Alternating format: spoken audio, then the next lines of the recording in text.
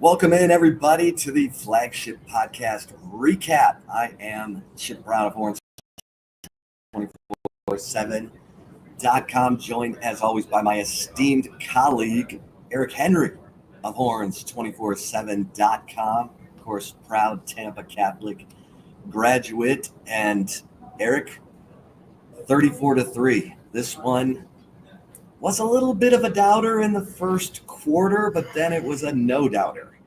Texas gives up points for the very first time in the first quarter of this season, a field goal, as the Texas offense gets off to a sluggish start. Quinn Ewers, he said he wouldn't call it rust, but he looked rusty because he was missing throws that he normally makes. He was overthrowing and underthrowing, and then down in the red zone, he had two chances on 3rd and 2 from close range and 4th and 2, and he missed both. So no points for Texas after having a goal-to-go situation from the 6, Eric. But the Texas defense was outstanding.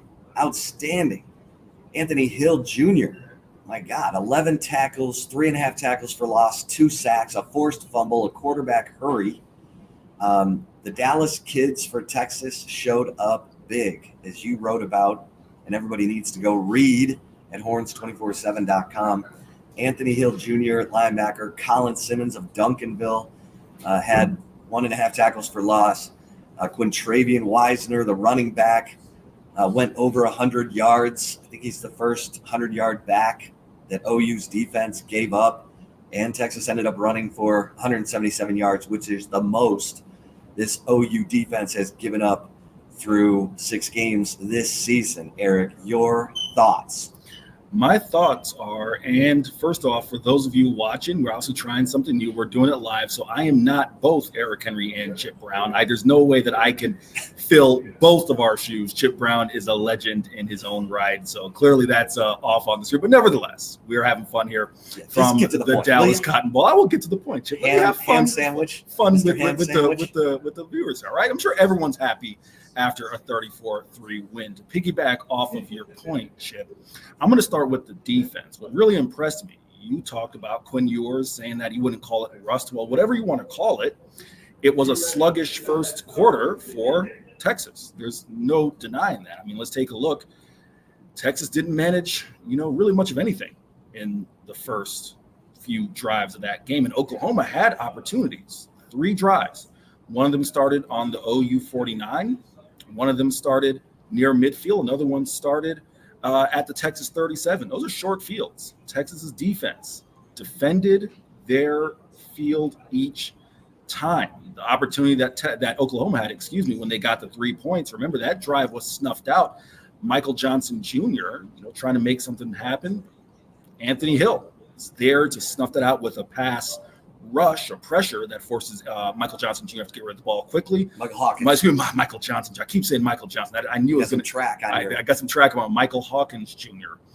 The play before that, Colin Simmons steps up, makes a play. So the 2 DFW natives, the 5-star recruits, back-to-back years, showing their value. In my opinion, from my vantage point, Chip, the team's speed on defense has been noticeable throughout the first 6 games of the year. And I think you really saw it here in a big-time atmosphere, big-time game here from the Cotton Bowl. Texas' defense leads the way. And as Steve Sarkisian said, they're playing with swagger right now, Chip, all 11 guys. Yeah, I mean, you finished the game with 11 tackles for loss, 5 sacks. As we mentioned, 2 sacks by Anthony Hill Jr.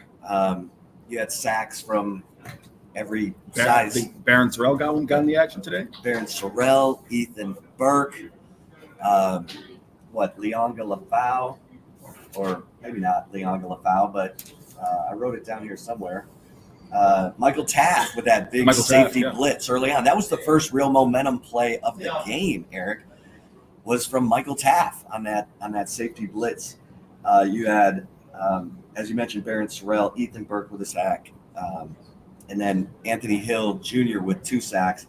I thought, and then you had turnovers forced by Anthony Hill Jr., as we mentioned, and Derek Williams, who forced the fumble and recovered the fumble.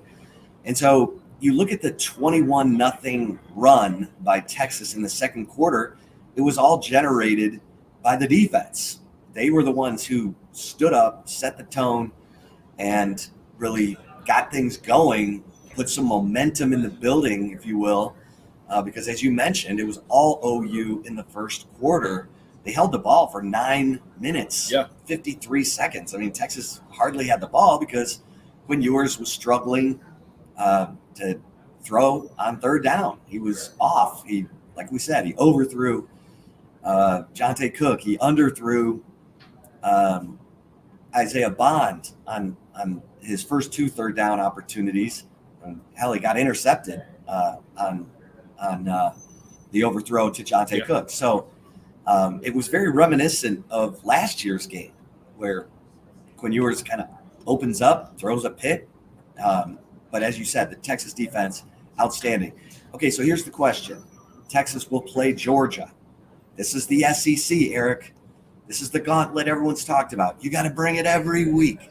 You're going to face Oklahoma. Then you're going to face Georgia. How are you going to handle it? How's Texas going to handle it, Eric? How are they going to handle it? Well, in my mind, I thought you saw evidence of it here today. Steve Sarkisian's preaching point last year after numerous postgames, Chip, was versatility. I like the versatility of my football team. I like the fact that we can win in different ways. Well, that was evidenced here today because this was the first game, Chip, where the passing game truly wasn't there in abundance, and the way it's been through the first 4 or 5 games of the year, no matter whether it was Quinn Ewers or Arch Manning, right? This time you get a step up. You get a running back, Quintravian Wisner, who steps up, runs for a career high, 118 yards and 13 carries. You get that, right? Now you ask yourself, how are you going to compete against Georgia? How are you going to go through the SEC gauntlet? Well, again, I think it comes back to different guys finding ways to emerge whenever your team needs it. This week it was Trey Wisner. This week it was the defense. Next week, Chip, it could be a special teams game, right? Obviously, we'll see what happens. Silas Bolden was certainly a factor. He corralled that loose fumble in the end zone, but he's a guy who's shown capability of making plays in the punt return game. Georgia's not going to be a game. I mean, for the sake of Horns fans, I'm sure they hope that it would be 31-3, but you don't think it's going to be that type of game, right? So there are probably going to be some kick returns. There could be some opportunities to win in that facet of the game. I think the secondary certainly going to be tested. Michael Hawkins, get it right this time, was not really a quarterback who at this stage in his career, Chip, is proficient enough as a passer to truly test the secondary. Next week, you're facing someone in Carson Beck, who I'm on the record. I took some heat from Georgia fans when I said that Quinn Ewers was the best quarterback in the SEC. I think that's bearing itself out, today's performance notwithstanding. I think you're probably going to get a bounce back performance from Quinn, but you're going to face a quarterback in Carson Beck who certainly is capable of testing the secondary. You could have them rise to the occasion. So in my mind, Chip, how is Texas going to withstand the SEC gauntlet with versatility and with its depth? And quickly, I'll address the question. I see Todd Mahorsky asked in the chat, any news on Derek Williams? Not yet. We'll have to wait and see on what that is. But even if Derek Williams, who of course is fresh back from injury, Chip, isn't available, I can't reiterate this enough. You saw the depth. Steve Sarkisian, how many times has he said it throughout the year? I can't tell the difference between my ones and my twos. Well, this is year 4. This is year 4 of him recruiting for this program. I think you're seeing it across the board, and it showed in games like tonight, and I think it'll show throughout the rest of this SEC gauntlet. Can't believe you didn't mention your man, Gunnar Helm. Of course. 5 catches, 91 yards, a 7-yard touchdown reception. He came up with some big plays, including, how about this? Now we'll get into the fun stuff. Steve Sarkisian calls a double pass with Matt Golden in the first half. He's got Ryan Wingo wide open, probably for a touchdown. Matthew Golden throws that football like he is a drunken discus thrower. It was rough. It was terrible. And so what does Steve Sarkisian do? He comes back to the double pass. He runs it to the other side of the field. Matt Golden, with time to set his feet and throw, sends a nice lofty pass, 32 yards down the field. Gunnar Helm makes a nice adjustment on it. He was over his left shoulder. He flips over to his right shoulder, goes up, grabs the ball right before Robert Spears Jennings blasts Gunnar Helm. Helm hangs on, brings it down at the 2-yard line. 2 plays later, Quinn Ewers takes it in for a 1-yard touchdown run as Mike Finger runs by. And then, so Gunnar Helm gets his play. Matt Golden finishes 1 of 2 passing. And then how about, as you mentioned, Silas Bolden? Has this guy had 2 of the weirdest touchdowns this season? He had the 5-yard sort of afterthought throw from Arch Manning in the opener against Colorado State, where Manning looked like he could have run for the touchdown, but he kind of just, shovels the ball over to Silas Bolden, who gets a 5-yard touchdown. And then today, credit to Silas Bolden for following the play, because when Travian Weiser's running, he runs it down to the 6-yard line. That's, yeah. And Robert Spears Jennings punches it out. And because Silas Bolden was following the play, he beats Danny Stutzman to the football, jumps on it for a touchdown. And ESPN said that he ran 55.6 yards on that play to recover that fumble. So kudos to Silas Bolden for sticking with it. Then he had a 55-yard punt return, his first significant punt return of the season. So, helmet sticker to Silas Bolden. And then how about Anthony Hill firing back at Danny Stutzman? Yeah. Danny Stutzman, of course, made a victory T-shirt last year with him smoking a cigar in the golden hat. And on the back it said, Oklahoma only fears God, period. Texas fears Oklahoma, period. Well, Anthony Hill got a hold of a Baker Mayfield OU jersey, ripped it in half, and took a photo of it, of him holding it, and said, Texas fears no one. Eric, that's some swag right there. Listen, I'm a huge believer, Chip. You can run your pie hole. You can do whatever you want. You just got to back it up. It's as simple as that. Last year, Danny Stutzman and company, they had the opportunity to do that. Florida guy. He's a Florida guy. He's a Central Florida guy. Central Florida guy, which that's Eric's way of saying he's a little weird. Floridians as a whole are typically pretty weird, but Central Florida's own unique brand of weird. I'll say that. But listen, he went out, did that, and he had the opportunity to run his mouth. Well, Anthony Hill certainly backed up his performance on the field. 11 tackles, 2 sacks, a career high 3.5 tackles for loss, and then you get the opportunity to celebrate. That's just how this works. Now, to kind of spin it forward to something substantive, Chip, and again, Sark talked about it post-game, the swag. I think that stuff matters, man. I really do. This is a defense, Chip, this is the 4th time this year they've held an opponent under double digits. What's the highest scoring output? 17 points, memory serves me correct, or 13 points? I'm forgetting off the top of my head which game it was. And there's 2 other games that teams reached double-digit scoring, right? It was Michigan got 12. And got 12, Mississippi State, so 13.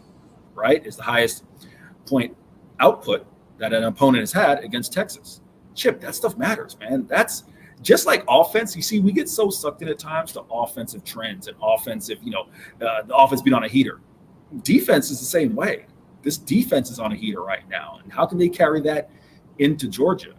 I've made a reference, Chip, on our typical flagship podcast of, my favorite team of all time, or the team I believe is the most dominant of all time, the 2001 Miami Hurricanes. If you take a look at that team and their defense, and that had all types of all-stars and future NFL Pro Bowlers, et cetera, they were holding teams routinely 3 points, 7 points. Not a lot of teams reach double digits. Well, it's early. It's only 6 games into the season. But I think this Texas defense, Chip, is really starting to establish itself and make a mark for itself that we are not going to let you score. And that's huge, especially in the SEC. If you can put that together, this Texas offense is going to put up points, right? You're not going to have very many days. Even the game, Chip, what'd you give them, a C+, I think? C+.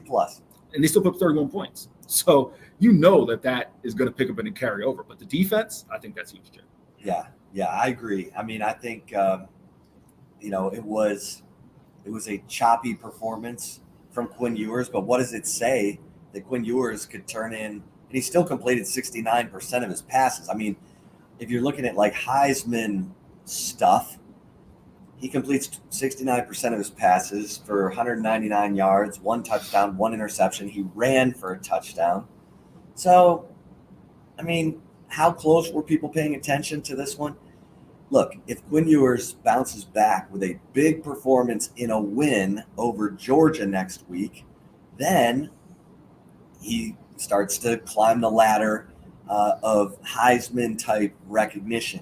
This was not a great performance from Quinn Ewers, far from it, C+. But Quintravian Wisner, 13 carries, 118 yards and a touchdown. Woulda, coulda, shoulda been 2 touchdowns, but he got the ball punched out, so Silas Bolden gets a touchdown. But he did have that 43-yard touchdown run, which was very impressive.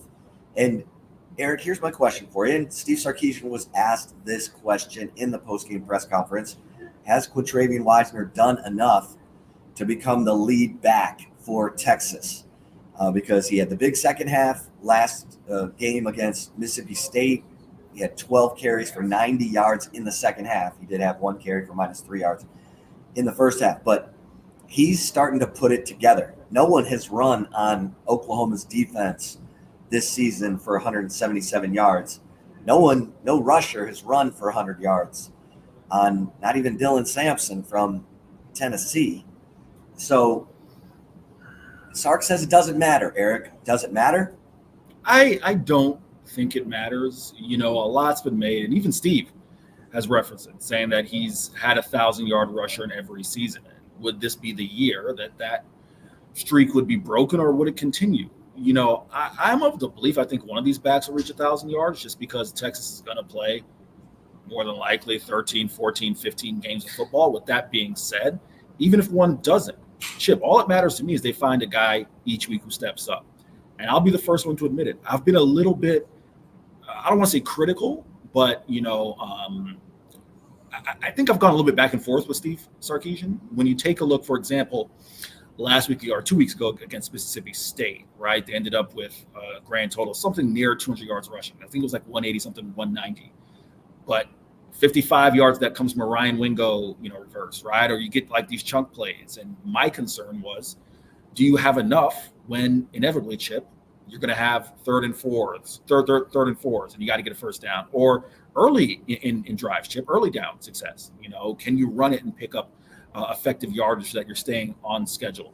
Steve has said, hey, look at the score, look at the stat sheet, look at the box score, right? If my guys are ended up with 20 yards rushing, I think that's fine. I will say that he's looking more and more right each week. If they get those chunk plays and those chunk plays turn into touchdowns, or at bare minimum, Chip, if they're putting them into scoring position and those drives end in touchdowns, it doesn't particularly matter if you're getting, some of those routine 4 or 5 yard runs or those 8-yard runs or 10-yard runs. It just matters that the threat of a run, Chip, matters. The threat of a run is there for opposing defenses. So to your question, I don't think it matters.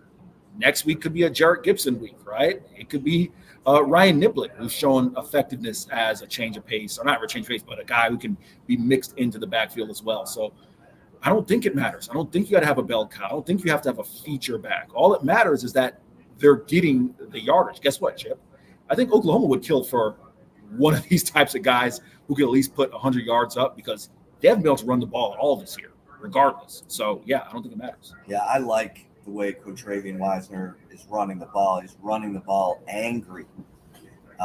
He's physical. He's getting, yards after contact.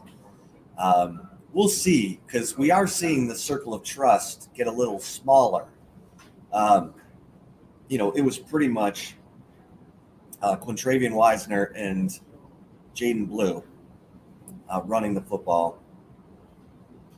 We're not seeing much of Jarrett Gibson, but what Wisner gives you is that ability to catch the football like Jaden Blue. You have to catch the football as a running back for Steve Sarkisian. And they both can do that. Blue had 10 carries for 30 yards, and he had 3 catches for 18 yards. Of course, Wisner, 13 carries for 118 yards, bolstered by the 43-yard touchdown run. Now, Ryan Wingo. Ryan Wingo, helmet sticker to Ryan Wingo. All that guy does is make explosive plays.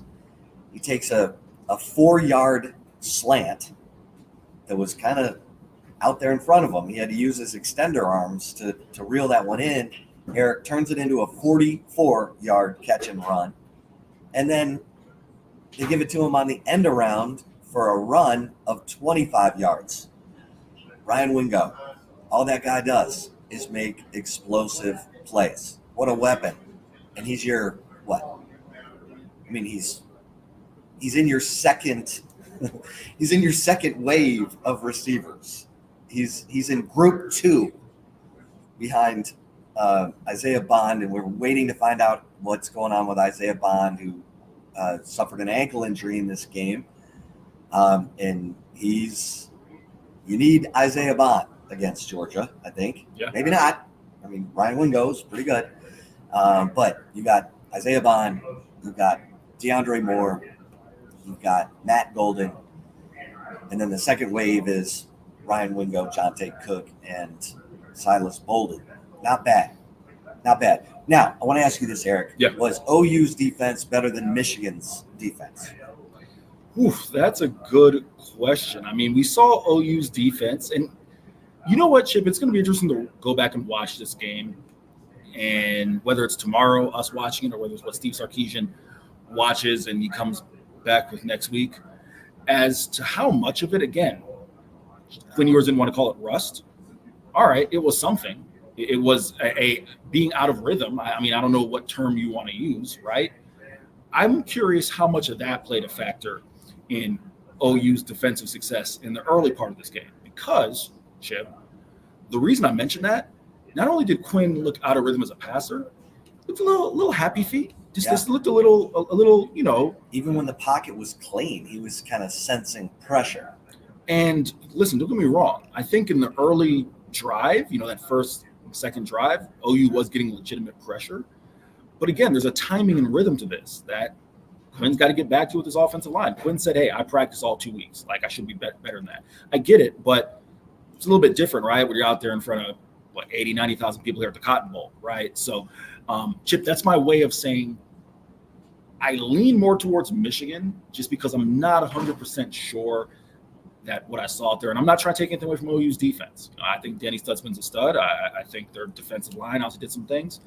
But I'm not 100% sure, Chip, if what we saw, especially in the early part of the game, you know, with the passing game looking out of sync, if that was a byproduct of OU's pass rush or if that was more of a byproduct of just Quinn Ewers needing to get back in rhythm with his guys, which he will. I mean, Quinn Ewers, in my mind, is, I'll say it, best quarterback in the nation. When he's right, and I think he will get back in rhythm with those guys and look better. But that's me not taking a pass. It's me saying I don't know right now, Chip. Yeah. I mean, Texas could not run the ball against Michigan's defense in the second half. They had that 55-yard end around by Ryan Wingo that really bolstered it, but all the other runs were less than 3 yards a carry.